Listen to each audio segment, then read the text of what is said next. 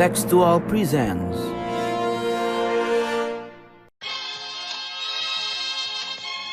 Слава нашим захисникам, слава нашим захисницям. Слава Україні! Mari kita bekerja sama untuk dunia. Recover together, recover stronger.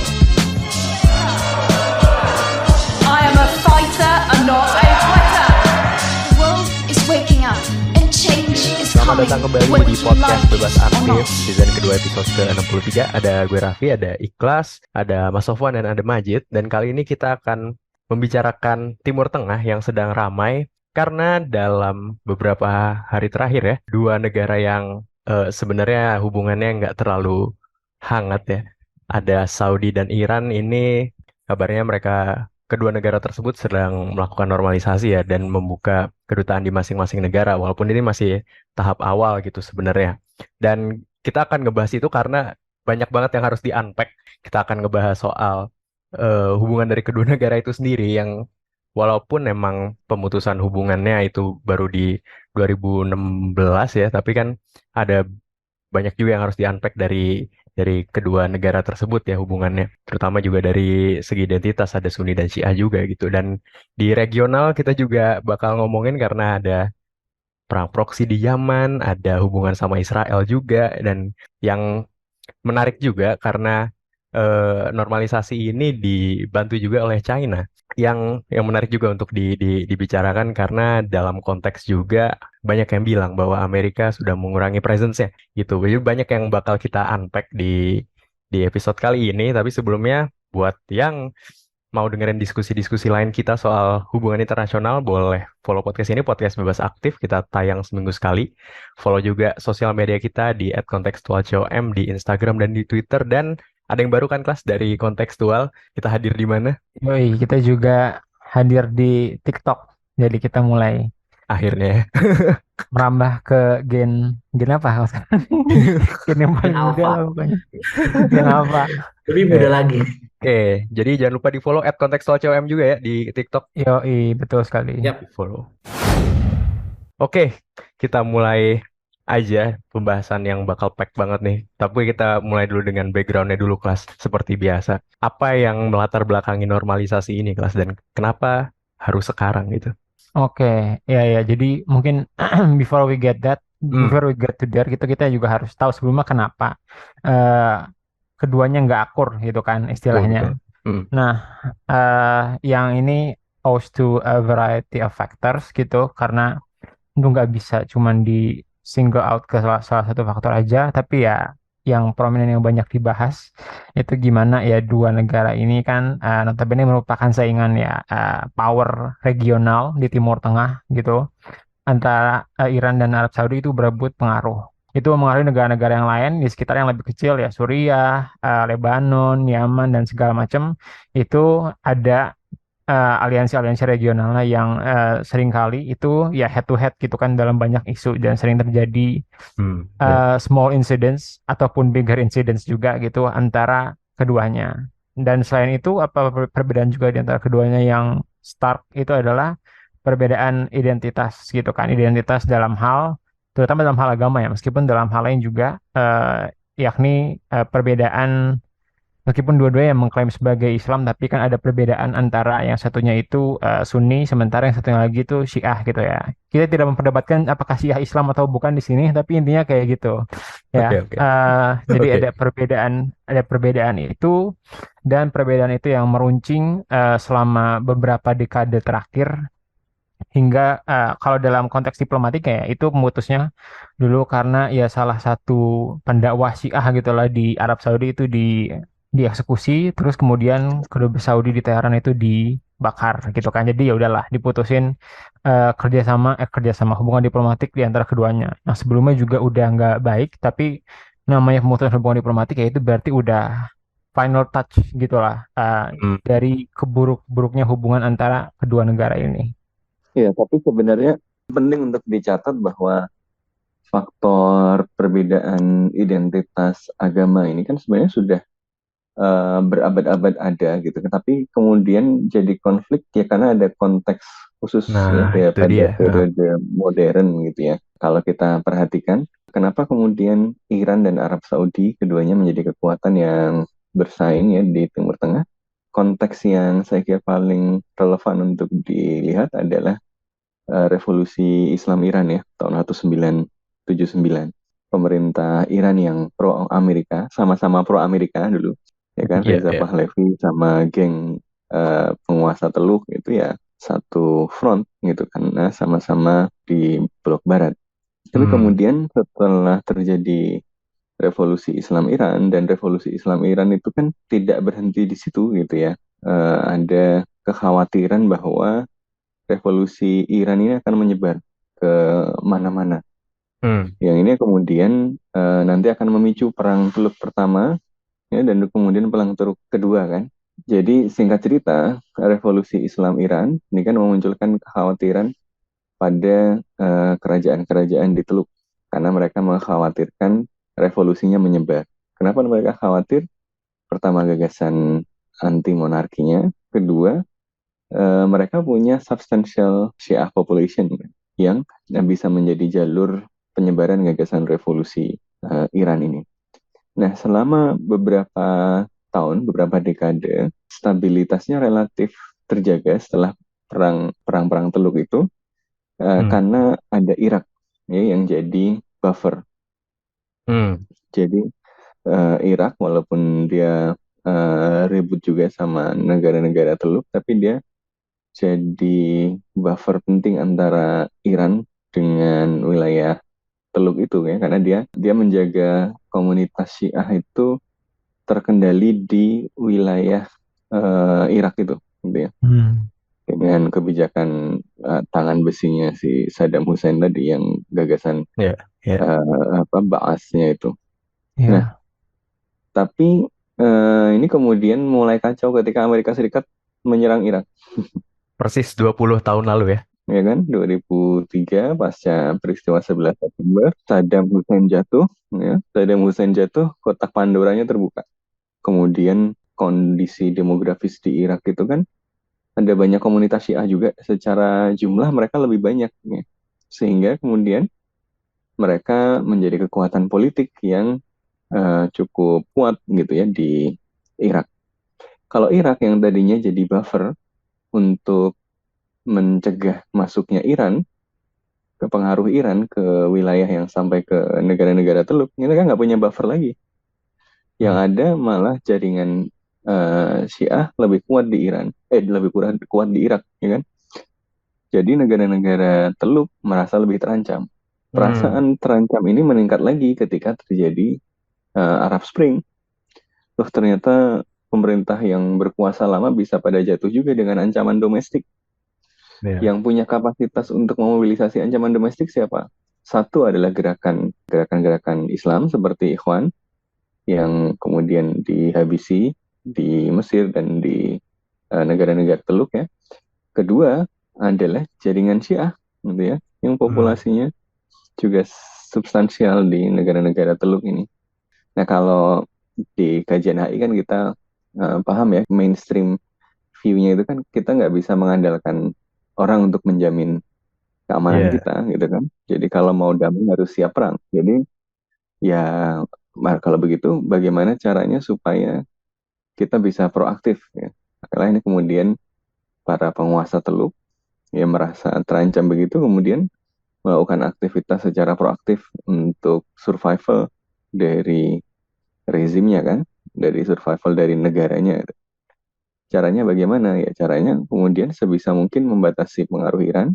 Kalau ke yang ancaman yang gerakan Islam tadi kan sudah dihabisi ya. Hmm. Berarti kan tinggal Iran ya. Nah, masalahnya Iran juga ternyata memang jaringannya makin meluas ya, karena di Irak tadi kalau komunitas Syiahnya jadi empowered secara politik, ya kemudian di wilayah selatan negara-negara Teluk ya ada komunitas Houthi ya, Hmm. yang Hmm. ya kemudian juga punya koneksi dengan Iran. Nah, di dalam Saudi sendiri kemudian juga ada komunitas Syiah yang cukup signifikan. Makanya tadi ada penceramah Syiah atau Ya, benar. imam Syiah yang kemudian ditangkap. Ini konteksnya itu. Wah, ini kemudian mulailah konflik ini. Yang kita tahu ternyata nggak selesai-selesai. Ya saya kira stalemate inilah yang kemudian membuat ya sudahlah, kita sama-sama nggak ada yang bisa menang kan. Saudi udah bikin aliansi negara-negara Islam gitu ya untuk menghajar Houthi, nggak berhasil-berhasil. Iran sekarang lagi ribut domestiknya juga nggak stabil banget gitu ya, karena ada destabilisasi kalau bahasanya Iran gitu ya. Ada demonstrasi dan macam-macam yang di situ Saudi dan negara-negara Teluk menurut Iran ikut ngompor-ngomporin gitu ya. Nah jadi ini dua-duanya sama-sama mungkin apa ya, sampai pada titik gue nggak bisa menang gitu ya. Tapi kalau mundur nggak mau juga kalah. Nah akhirnya masuklah kekuatan eksternal namanya Cina gitu ya. Kalian baik-baik dong gitu kan. Gitu. Mumpung Amerika Serikat lagi nggak reliable ya. Saudi minta Amerika Serikat untuk backup dia keras sama Iran ya kan. Kan keinginan Saudi awalnya hajar Iran dong gitu kan. Makanya Saudi kemudian minta Amerika Serikat masuk, karena Amerika Serikat nggak bisa melakukan itu karena hubungannya transaksional dan nggak lagi reliable. Saudi kan awalnya mencari alternatif kan, dengan misalnya membangun hubungan diplomatik dengan Israel. Ya. Belum membangun hubungan, tapi mulai ada komunikasi. gejala-gejala apa ya, memperluas kerjasama itu kan. Setidaknya dimulai dari geng-gengnya dulu. Kalau Saudinya belum. Nah, itu bukan karena apa ya, itu perhitungan realis klasik aja gitu kan. Karena Iran makin kuat, ya Amerika Serikat sebagai kekuatan yang selama ini menjamin keamanan nggak bisa terlalu keras sama Iran, ya aku harus cari yang lain yang bisa keras sama Iran. Ya. Siapa? Ya Israel. Yang kemudian diambil, tapi ternyata nggak optimal juga, karena hubungan sama Israel itu kan juga rumit ya, complicated ya. Apalagi beberapa waktu terakhir ini kan makin brutal, kekerasan pemukim itu kan bikin pemimpin Teluk juga nggak populer juga gitu. Jadi warga negaranya sendiri. Karena dalam kondisi sulit kayak gitu, ada aktor baru Cina yang mungkin juga bisa jadi strategi diversifikasi dari baik Saudi maupun Iran ya untuk mengelola ini kan. Ya udah, jadi ada alasan untuk udah kita damai dulu sebentar. Ya walaupun kita belum tahu apakah ini akan sustainable atau enggak, karena faktor strukturalnya masih ya, konfliknya itu belum selesai. Insecurity-nya dari negara-negara Teluk masih. Ya, Iran insecurity-nya juga masih. Ya, ketika ada dua kekuatan yang dalam distribusi kekuatan internasional itu hampir sama, kemudian sama-sama insecure, ya konfliknya masih akan terus terjadi gitu kan. Ini kan cuma soal seberapa lama kesepakatan perbaikan hubungan ini akan berlangsung. Berarti kalau secara struktural sebenarnya memungkinkan untuk konflik itu terus terjadi. Dan karena Mas Sofwan adalah kenapa bisa terjadi normalisasi ini, Jit, adalah stalemate di antara keduanya gitu. Cuman kalau kita lihat kompleksitas tadi, kompleksitas identitas, kompleksitas geopolitik, kondisi struktural yang masih sama aja gitu. Lantas dari dua negara ini, Jit, kepentingan untuk normalisasinya itu apa sebenarnya? Kepentingan politik, kepentingan ekonomi kah? Kepentingan apa sebenarnya kalau kita coba ini ya, coba gali-gali rasionalisasinya? Iya, kalau kepentingannya pasti ada lah ya, kepentingan politiknya ada, kepentingan ekonominya ada, dan yang dari tadi sudah kita bahas juga kan, Amerika Serikat sudah menunjukkan gitu ya bahwa mereka mulai retreat from the Middle East and pivot to Asia-nya itu semakin kentara gitu ya. Betul. Dan itu menunjukkan bahwa akan ada mungkin nggak kekosongan gitu, tapi berkurangnya signifikansi great powers dalam hal ini Amerika Serikat di kawasan. Dan ini menjadi pintu bagi great powers lainnya atau aspiring great powers gitu ya, masih belum konsensus kalau sini ini great powers ya, masih aspiring great powers boleh lah untuk coba ikut masuk ke dalam kawasan di Timur Tengah. Kenapa begitu? Ya kalau secara politiknya jelas ya, penting bagi Cina untuk membangun koalisi yang lebih besar atau setidak-tidaknya membangun jalinan kerjasama yang lebih besar di negara-negara kunci seperti di Timur Tengah. Kenapa? Karena stabilitas politik di kawasan Timur Tengah juga bisa turut membantu gitu ya, bagaimana Cina diplomasinya secara global. Kalau misalkan dia bisa mendamaikan Saudi dan Iran kan istilahnya kredensial di diplomatnya Cina ini kan naik gitu kan.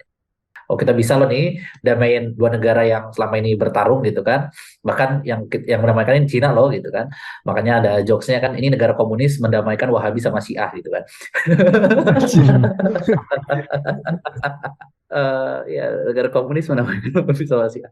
Nah, tapi sisi yang lebih seriusnya juga ada sisi ekonominya ya.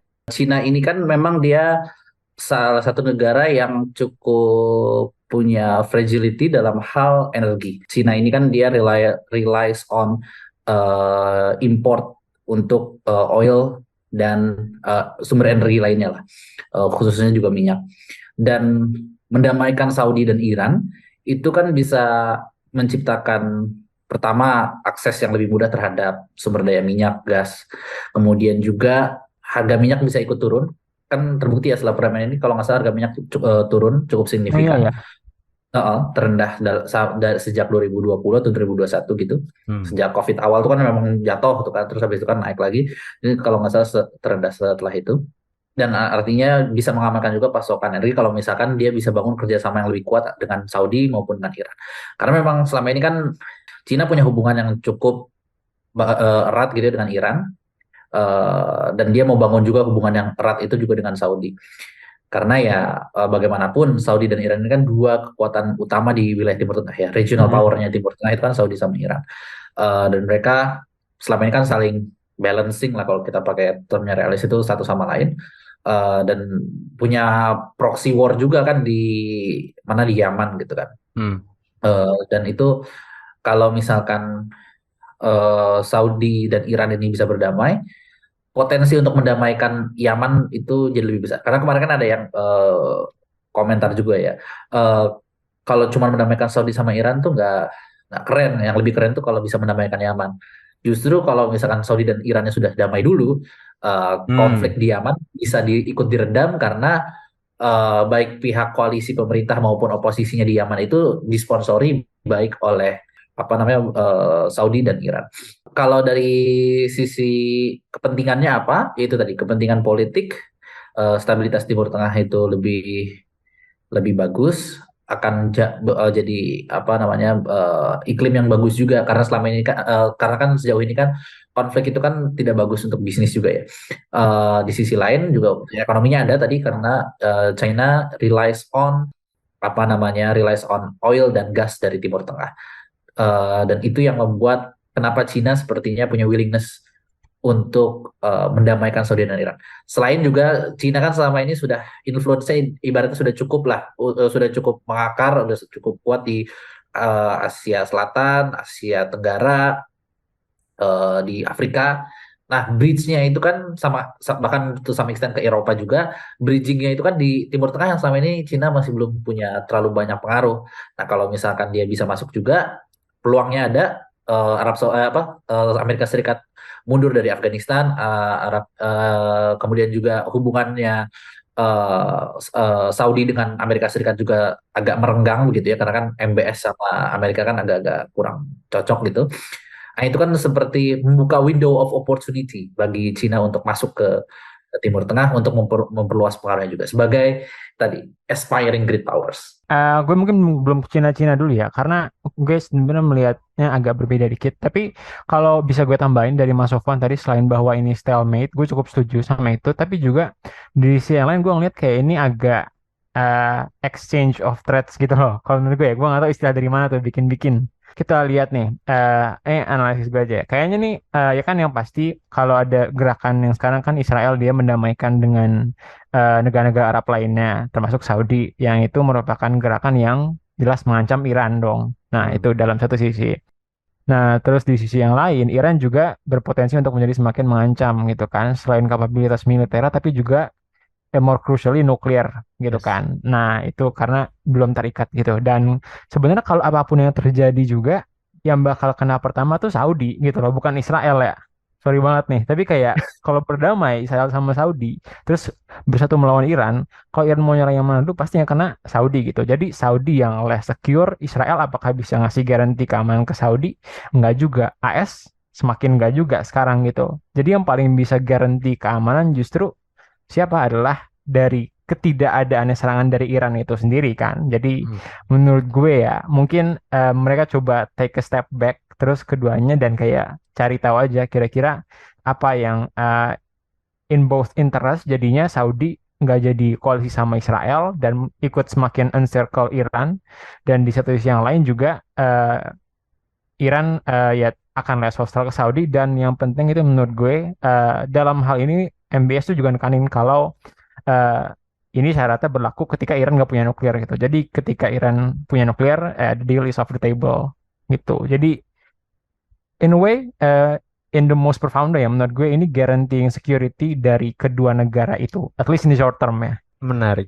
Jangan lupakan juga bahwa sekarang hubungan Amerika sama Israel ini lagi agak-agak ada friksinya sedikit lah. Ya, Karena Netanyahu naik, kemudian banyak problem di domestik, banyak tuntutan dari domestik, dan dari Amerika Serikat juga agak kurang kurang bagus hubungannya. Tapi ya kita tahu lah kalau disuruh milih Amerika Serikat antara memperbaiki hubungan sama Israel, Arab Saudi atau Iran apalagi ya pasti lebih baik sama Israel.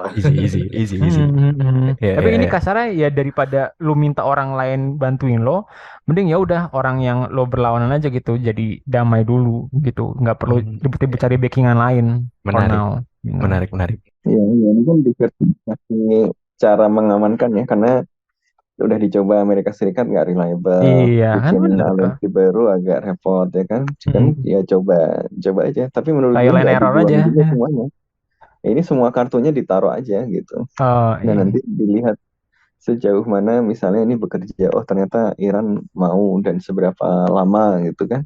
Hmm. Ya, Sambil terus menyiapkan yang lain. Jadi ini bukan bukan kartu satu-satunya. Ini naruh kartu lain lagi gitu ya. Nanti Hmm. situasi berubah lagi pakai kartu yang satunya lagi gitu aja.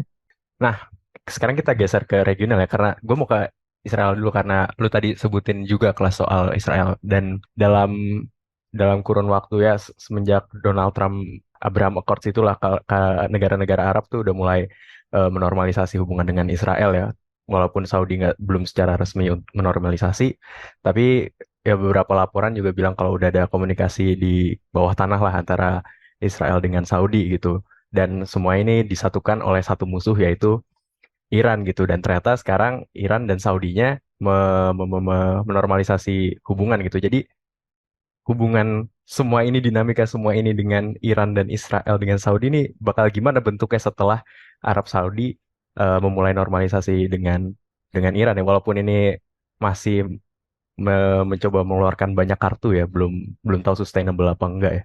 Iya, kalau sama Israel, Iran, Saudi sih menurut gue ya sekarang dalam posisi sekarang ya Israel yang paling dirugikan gitu kan. Karena dia jelas buat bisa normalisasi hubungan ke Saudi gitu kan big price-nya. Yes. Eh ya dan kemudian ya juga itu juga membangun strategi di kawasan juga untuk counter Iran gitu kan. Tapi kemudian ketika ini terjadi ya mimpi tersebut menguap gitu kan, udah nggak ada lagi. Nah, at least in the short term ya, gue juga Ya, bisa bilang ini secara jangka panjang. Tapi maksudnya nggak berarti apa yang udah ada sekarang antara Israel dan Saudi misalnya nggak akan hilang sama sekali. Maksudnya kan meskipun nggak ada hubungan diplomatik, ada hubungan ekonomi sedikit atau mungkin keamanan juga gitu yang Hubungan more or gelap. less ada hubungan hubungan gelap. gelap Emang gitu gelap kan deh. yang eksis di antara keduanya. Jadinya sih I don't kayaknya sih masih masih bisa tetap jalan gitu. Dan apa ya kalau dibilang ada tiga regional power sih enggak juga ya. Cuman maksudnya tendensi konflik antar ketiganya paling enggak akan jadi lebih rendah gitu menurut gue sekarang karena not necessarily one against maksudnya nggak ada dua orang yang berkoalisi melawan satu gitu loh jadinya kan. Jadinya udah tiga-tiganya jalan sendiri-sendiri dan kayaknya it's not very possible for conflict to erupt right now gitu. Malah jadi lebih berbahaya. Ini kan kemarin beberapa waktu ya, selain soal makin brutal di pemukiman, kan juga sempat nyerang Suriah ya. Oh iya, Iya, nyerang beberapa wilayah di Suriah yang kalau kita pakai by definition soal territorial sovereignty ya sudah pelanggaran teritorial ya gitu ya. Iya, Lepas iya, iya. dari asetnya kayak apa gitu. Nah, Ya karena buat Israel memang uncertainty-nya juga makin tinggi kan, apalagi buat rezimnya si Netanyahu ini gitu. Berapa lama dia bisa bertahan, dia bisa nggak mengkonsolidasikan kekuasaan lebih kuat lagi gitu ya. Jadi dia butuh kelihatan kuat juga gitu. Israel semakin nggak punya temen kan, berarti semakin nggak punya temen dia kan. Amerika udah makin lama makin cabut.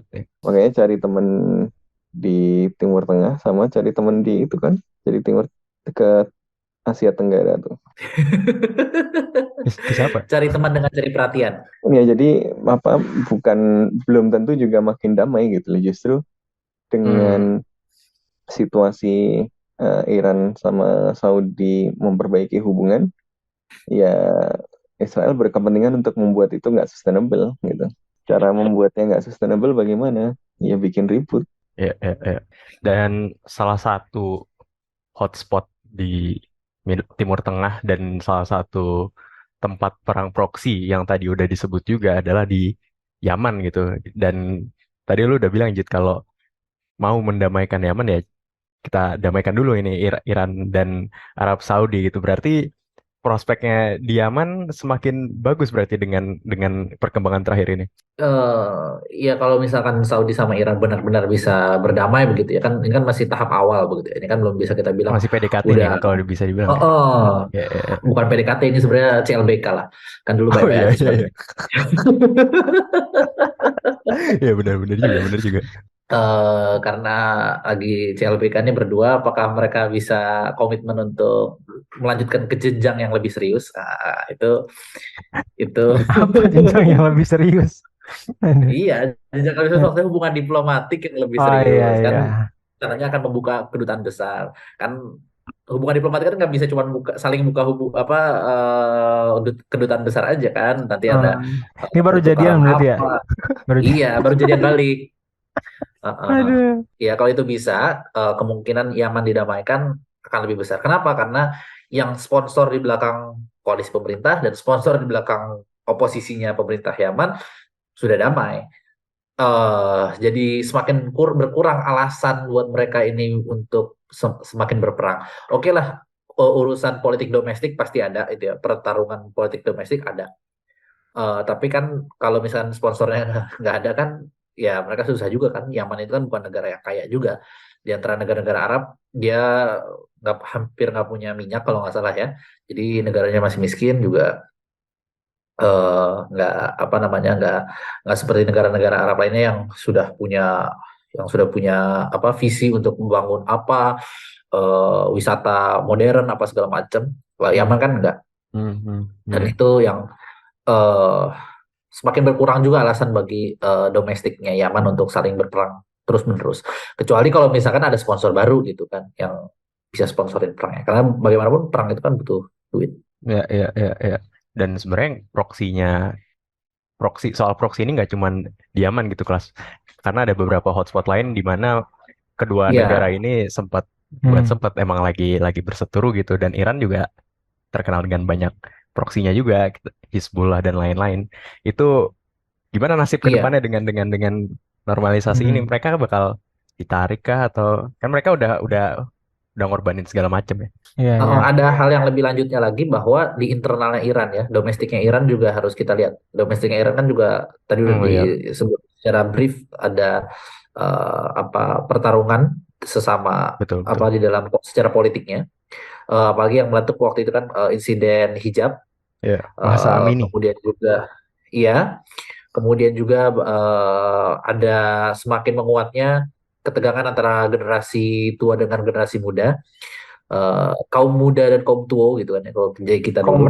Kaum era revolusi Iran sama Gen Alpha. Iya, karena elit-elit kekuasaan masih dikuasai oleh generasi Aktivis 79 ya? kalangan aktivis 79-nya Ya, Iran. sama aktivis Nah, 79. aktivis modernnya yang lebih baru lagi itu kebanyakan oppose terhadap pemerintah sekarang. Cuman karena mereka nggak punya akses ke kekuasaan, mereka nggak bisa reformasi itu dari dalam. Jadi ya itulah yang kemarin kita lihat ada demonstrasi besar-besaran yang pencetusnya itu kan apa triggernya itu kan tragedi yang hijab itu kemudian meluas ke banyak tempat di Iran dan kalau bisa dikatakan ya kita bisa tinggal tunggu waktu kalau misalkan generasinya yang generasi angkatan 79 ini sudah mulai ya menghilang antara meninggal atau ya atau ya sudah selesai gitu waktunya.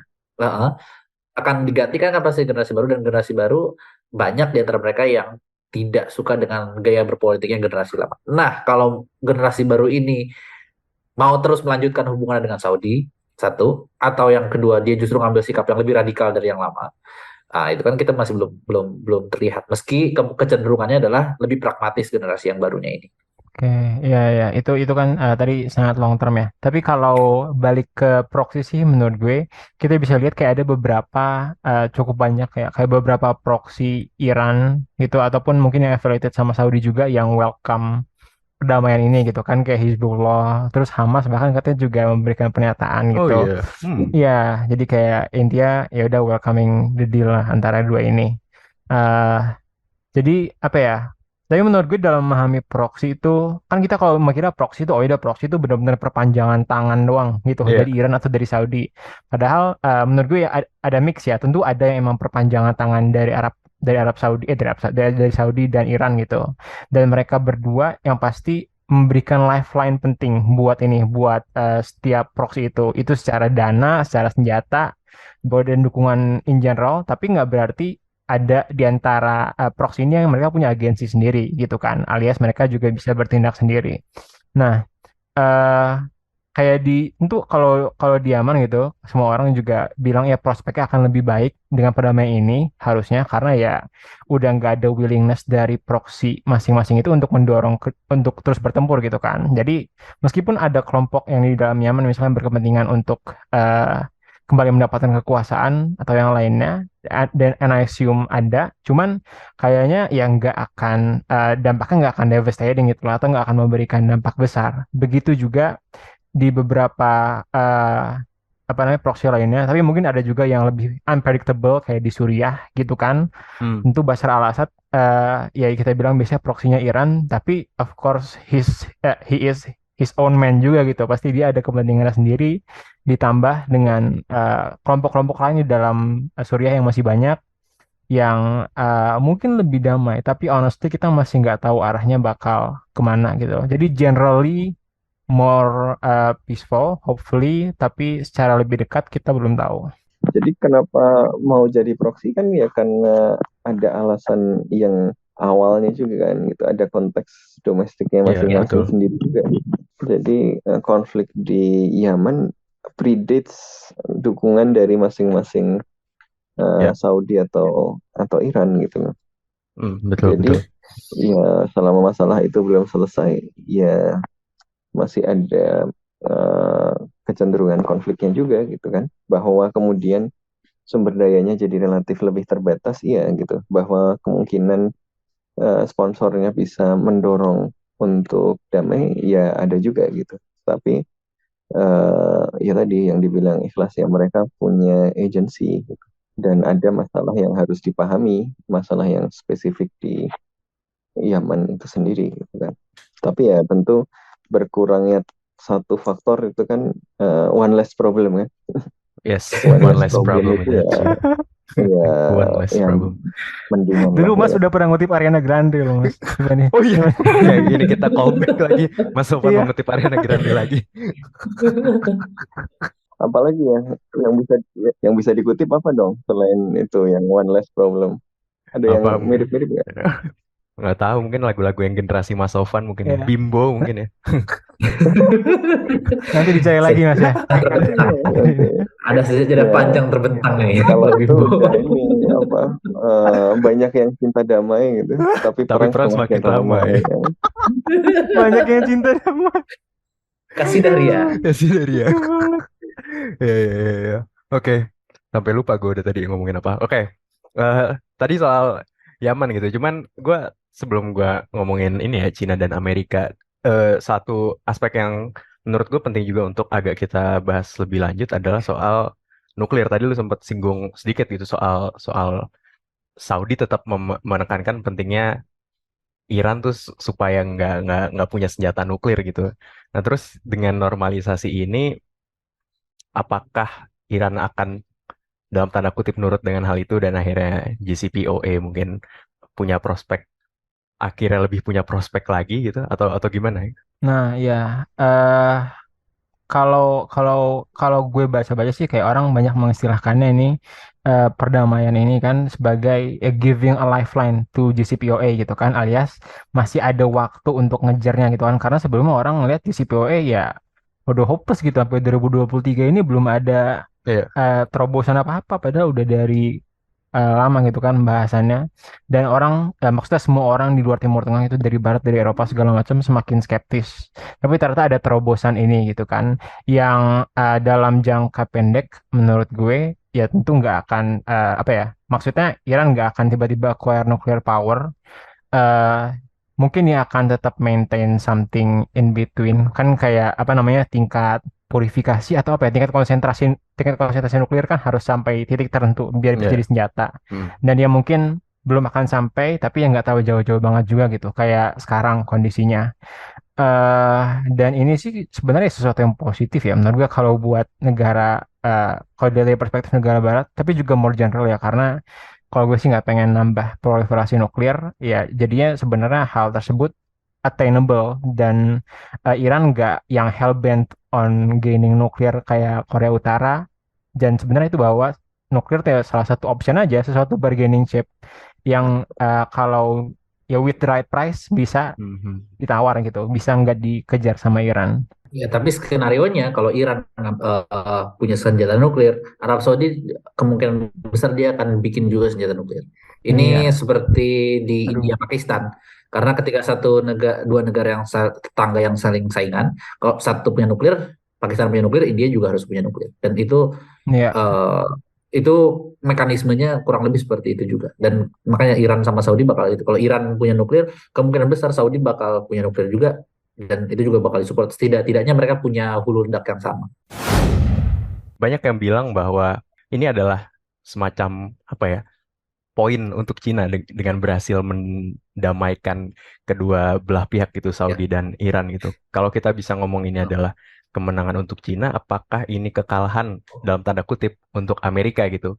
Bisa nggak dibilang kekalahan untuk Amerika karena toh emang kebijakannya mereka sendiri untuk mengurangi presence di di Timur Tengah gitu. Ya resikonya ya Cina yang masuk gitu. ya, saya sih yakin ya. Maksudnya Amerika Serikat mundur dari Timur Tengah itu kan bukan kalkulasi yang ujuk-ujuk gitu ya. Itu kan ada pertimbangannya dari advisors, foreign policy advisorsnya mereka. Hmm. Dan dilihat bahwa mungkin kepentingan mereka di Timur Tengah juga sudah tidak terlalu signifikan. Selain juga tuntutan domestiknya ya, semakin besar kan ya, apa dukungan untuk kayak Palestina itu kan di Amerika Serikat sudah semakin terang-terangan orang berani dukung kemerdekaan Palestina dan mengutuk Israel Hmm. Hmm. sudah semakin banyak dan semakin terang-terangan. Eh, di sisi lain, Amerika Serikat mungkin mereka harus mengkonsentrasikan kekuatannya gitu ya, tidak lagi di wilayah Timur Tengah karena mereka melihat ada potensi baru yang secara prospektif lebih mengancam mereka. Kan dulu mereka masuk ke Timur Tengah kan dengan proyeksi bahwa ancaman setelah Perang Dingin itu akan muncul dari Timur Tengah. Bangkitan apa Saddam Hussein, terus macam-macam lah, Iran gitu ya, macam-macam dari Timur Tengah. Tapi setelah kita lihat bahwa Timur Tengah sudah tidak lagi semengancam dulu, mereka melihat ancaman yang lebih real nyata itu datangnya dari Cina, dari seberang Pasifik. Itu yang membuat makanya kan Amerika kenapa dia pivot ke Asia. Eh, dan itu bisa kita lihat bahwa ya sudahlah ini kayak semacam trade off-nya daripada kita terlalu fokus di Timur Tengah yang ancamannya sudah lagi tidak begitu besar, meskipun ancamannya zaman dulu juga ada yang meragukan itu kan katanya dulu, oh Irak punya senjata pemusnah massal gitu ya, sudah Yang diobrak-abrik atau ya Iya. apa kemudian ya sudah mereka merasa lebih menguntungkan untuk berpindah fokusnya ke seberang Pasifik yakni ke Cina. Kenapa? Karena saat ini kan kita lihat bahwa kerjasama militer gitu kan ya di wilayah Asia Pasifik itu mulai meningkat lagi. Ada AUKUS, ada The Quads, itu udah jelas gitu itu untuk counter Cina. Kemudian juga kan Korea Selatan sama Jepang sudah memulai normalisasi hubungannya untuk bisa sama-sama mengcounter Cina. Jepang juga sudah mulai pelan-pelan militerisasi lagi. Dan kita lihat bahwa Amerika Serikat juga semakin agresif kan ya di Asia Tenggara. Karena ya persepsi ancamannya sudah bergeser. Dan nah cuman yang menurut saya agak kurang diperhitungkan adalah bagaimana Cina justru dia ketika Amerika pivot to Asia, Cina pivot to Middle East. Nah, itu kan kayak tukar guling gitu ya. strateginya. Iya, strateginya gantian Apa-apa gitu kan. pertukaran pemain. Iya, iya. Eh, Pergantian pemain. jadi di Timur Tengah Cina yang ikut masuk ke situ dan ya kita lihat nanti ke depannya bagaimana Amerika Serikat dan Cina bakal bermain di Timur Tengah dan di Asia gitu ya. Tapi kita juga harus bilang nggak bisa katakan bahwa Amerika Serikat itu sepenuhnya tinggalin Timur Tengah itu nggak juga ya. Masih ada aja di Amerika situ ya. Serikat tetap ada di situ dan nggak mungkin juga mereka tinggalin sepenuhnya itu kan kayak mereka udah invest besar-besaran berpuluh-puluh tahun keluar duit banyak tiba-tiba ditinggalin gitu aja kan juga nggak mungkin. Nah cuman kalau secara globalnya nanti kita lihat bahwa secara struktur globalnya akan terlihat bahwa signifikansinya Amerika Serikat dalam struktur power global cenderung menurun. Cina kemungkinan cenderung meningkat tapi tetap tidak dalam belum bisa dikatakan sebagai great powers yang setara dengan Amerika Serikat. Belum Kurang lebih bipolar, gitu. bukan bipolar. Iya, belum bipolar, kemungkinan multipolar gitu. Tapi multipolarnya masih ada satu Iya. polar yang gede banget dan polar-polar lainnya masih growing. Ada old power juga kan kayak Uni Eropa kan mereka masih kuat juga. Oke, oke, oke. Berarti belum belum nggak bisa, bukan per se kekalahan Amerika, simply Amerika memindahkan prioritasnya yang kebetulan juga dimanfaatkan oleh Cina yang mengalihkan Oh iya, prioritasnya itu juga kan gitu. itulah politik kan ya. Kalau It's satu politics. ganti koalisi, ya cari koalisi baru. Waduh, Pernyataan jelang 2024. waduh. Ya, Oke, oke, ya, oke. ya. Kalau kalau menurut gue sih ya, tadi kalau gue sih mencoba meninjau fenomena ini nggak terlalu dari lensa persaingan Great Powers. Meskipun gue juga dulu diajarin di kelas Timur Tengah ya, gue kan ngambil 2 kali di HI, ambil di politik juga ambil. Eh, Kalau ya Timur Tengah tuh kawasan yang shaped by foreign powers gitu kan. Dari Yes. sejarahnya dulu juga kita lihat ya dibagi-bagi gitu kan nama Inggris, Prancis dan segala macam. Nah, tapi menurut gue kali ini sebenarnya peran Cina ada tentu, tapi ya more like kan kalau istilahnya dalam perdamaian ya honest broker aja gitu loh, karena dia nggak yang berkepentingan di Timur Tengah, nggak kayak Amerika Serikat sama Israel, Rusia sama Bashar al-Assad dan segala macam. Eh, Kepragmatisan dan ketidakterkaitan Cina di Timur Tengah yang bisa membuat dia menjadi broker, tapi sebenarnya willingness-nya inisiatifnya itu ya dari Iran dan Saudi sendiri gitu menurut gue gitu gimana mereka mencoba ngelihat lagi apa namanya evaluasi ya dari dinamika dan dari potensi threats di Timur Tengah dan kemudian mereka mencoba karena kan ini bukan bukan first engagement terus tiba-tiba damai gitu loh. Cina Ya, tuh ya. kayak final episode-nya doang, sebelumnya tuh udah ada beberapa ronde 5-6 ronde negosiasi itu di Irak, di Yordania gitu gue baca-baca. Dan ini tuh kayak di China tuh ya concludingnya aja gitu loh. Jadi emang yang kelihatannya seperti itu, tapi sebenarnya besar perannya adalah dari apa namanya dari Iran dan Saudi itu sendiri. Tapi dua-duanya juga mungkin secara intensional mau ngasih poin ke Cina gitu. Dengan Cina tampil begitu, ya Cinanya seneng. Cinanya seneng nanti lebih mudah kerjasama sama Iran. Saudi juga, oh lebih bisa diajak kerjasama nih Cinanya kan. Sekaligus kirim pesan ke Amerika Serikat. Lu kalau nggak bantuin gue di sini, ada yang mau bantuin gue loh gitu. ada kepentingan Saudi, kepentingan Iran, mereka sudah negosiasi duluan, tapi bahwa di akhir Cina kemudian masuk, kemudian keduanya sepakat, si Saudi dan Iran sepakat ngasih poin ke Cina dengan mengumumkannya dengan keberadaan Cina di situ, itu calculated juga gitu. Kayak kayak lagi kerja kelompok gitu, presentasinya udah selesai, terus tiba-tiba ada yang masuk di akhir-akhir, wah saya juga mengerjakan itu. Cina tuh kayak orang yang terakhir masuk-masuk gitu ya, semuanya dapat nilai tapi tetap, ya gak? Ya gak? Ya, ya mungkin Tapi dia ya mungkin tapi sih dia ya. kaya gitu. Jadi Tapi dia kayak, Ya, meskipun dia tapi nggak banyak tapi kerjain, ya habis itu dia traktir-traktir kan. benar-benar. Iya, makasih gitu dan dibeliin ngambil gitu. kredit untuk semua itu bahwa itu punya dia gitu ya. Jadi pada senang aja gitu kan. Wah, sebulan ditraktir kan lumayan. Iya, iya. Tapi menurut gue ini ada important change of mindset juga, change of approach. Jadinya yang lebih menonjol adalah multipolaritas tadi, itu kan gimana US emang udah nggak prevalent di Timur Tengah, not as much as it used to be. Terus Hmm. juga ya mereka berusaha bergerak sendiri gitu, emang dengan kekuatan, dengan keinginan mereka tanpa terpengaruh sama yang lain. Dan kalau ada options lain juga selain US. Karena ongkos untuk maintain unipolaritas itu kan gede banget kan. Iya, Hmm. US udah US react tuh Dia bilang apa? dia welcome sebenarnya kan.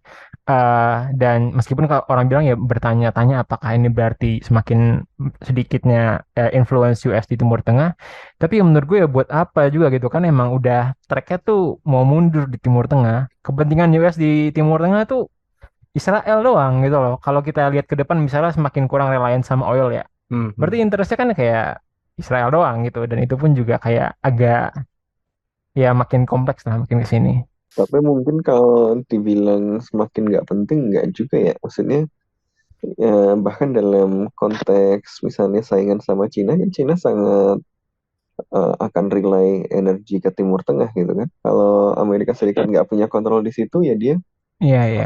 dia membiarkan Cina ini dong mengakses sumber daya strategis dengan mudah.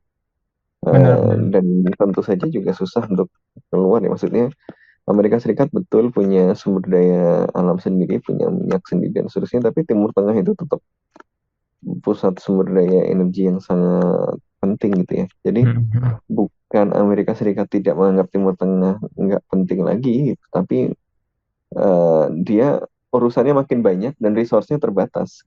Iya, iya. Masalah dari politik itu kan bukan cuma semua orang intentionnya apa gitu, tapi kapasitas untuk mewujudkan intentionnya seperti apa.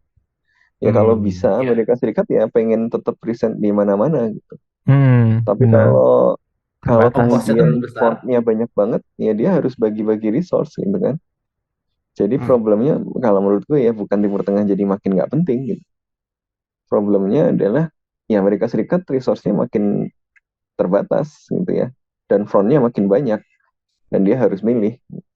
Dan ya akhirnya ya kadang-kadang jadi kesulitan itu. Gimana ditaruh di mana ya kan. Ya, ya.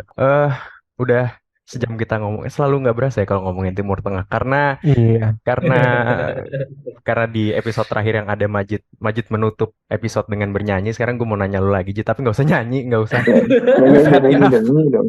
We've had Banyak enough. yang suka damai tadi gitu. Atau We've had enough of Majid nyanyi. tapi tapi gue pengen ngasih pertanyaan penutup dan silakan dijawab, Jid. What's next buat Timur Tengah setelah dimulainya normalisasi antara Arab Saudi dan Iran ya, walaupun banyak caveatnya ya, maksudnya belum tentu sustainable, ini masih awal dan lain-lain. Prospeknya gimana Timur Tengah ke depannya? Ya, prospeknya konflik masih akan ada.